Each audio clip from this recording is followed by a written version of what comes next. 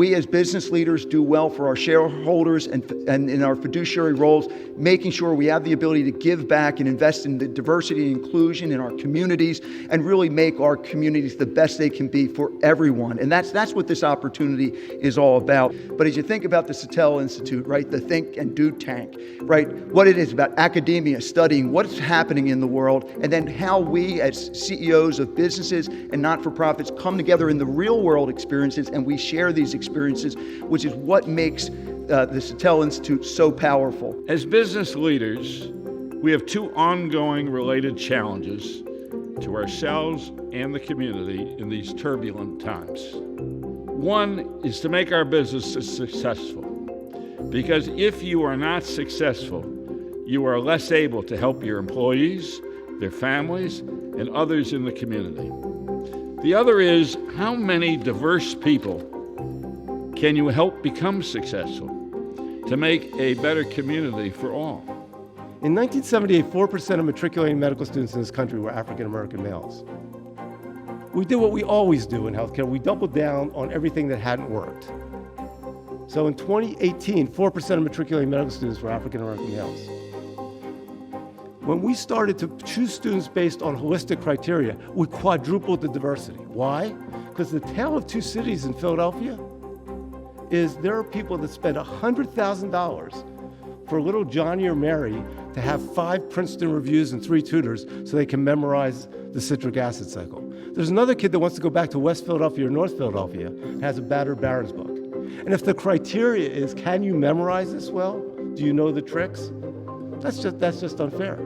In 1966, that's 54 years ago, Dr. Martin Luther King said, of all the forms of inequity, healthcare disparities are the most unjust. Do you see anything that emerged in this period that was truly unexpected, truly unprecedented, as opposed to how did this sort of relate to the experiences that you've had in the past? Yeah, I'd say that one notable difference is that this really hit very, very quickly. You know, in the past, if there was a crisis, you would see it coming and it would kind of arrive slowly and you'd have more time to prepare and deal with it. Well, we did have a pandemic in the playbook, but what we had as a response to the pandemic really worked around business continuity, keeping our employees safe and keeping the lights running. It had no aspect of it was thinking about the government response and the lockdown and commerce halting. Just kind of work through the scenarios and then try to get together and see around the corners. Okay, well, we didn't have this in the playbook, but what's going to ensue? Let's try to think, 2 steps down the track, and then how do we get in front of that and make sure that we're dealing with those things?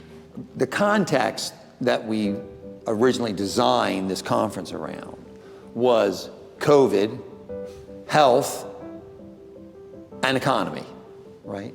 Obviously, the third crisis is social justice. Has that third crisis of justice and lack thereof changed the way you're coming out of this challenge? When you're in a state of panic and you don't really know what the future is, the consumer behavior goes into that scarcity mindset, and therefore there is a natural panic buying that takes place.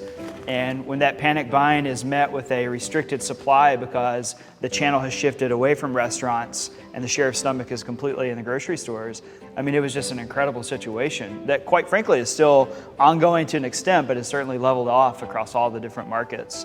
Digitally engaged customers are absolutely here to stay. They have gained confidence in how to do that during this time, and so the shift of focus, I guess, on that channel is definitely going to be here for a long time. We really tried to work within the supply chain to see what we could do to keep things moving, making sure we were funding and doing all that we could to get food into food banks just to keep people eating through the process. What are we doing with our pipeline? What are we doing with our board of directors? Because I said, when all the smoke clears from all the money that will be given out to racial equity organizations, what's going to be left are the companies, and what have you done with inside of your company to make a difference?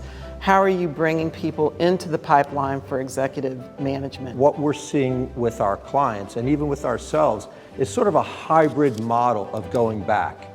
A little less reliant on the offices, but in the office will be used for innovation and collaboration in all companies. And then the virtual environment will be used for more tactical execution and more private thinking. I think when the history of this is told, and we start to look at why the underserved community, why the African American community had 4 times the amount of deaths than you think about for the demographic, it has nothing to do with a genetic predisposition. It's all around the social determinants of health. And many of them didn't get the care, and some of those deaths will not be COVID. They'll have turned out to be strokes or heart disease. While here at the wonderful Museum of the American Revolution, please ponder the idea that we all stand on the shoulders of the great leaders who came before us. Now it's our turn to take the opportunity to add to that and make our communities better for all. Thank you all for being here.